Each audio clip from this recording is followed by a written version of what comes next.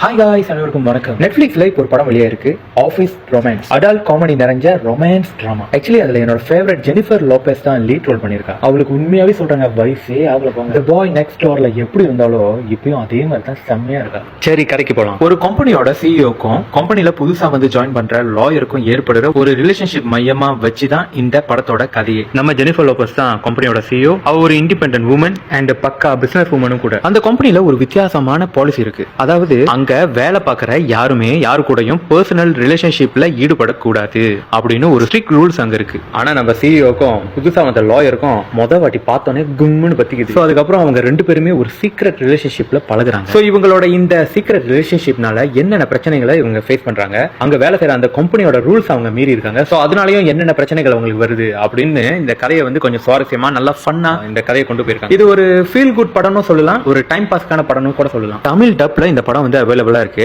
டயலாக்லாம் நம்மள அப்படியே குபீர்னு சிரிக்க வைக்கும். அப்படி இருக்கு காமெடி. வாய்ப்பு கிடைச்சா பாருங்க.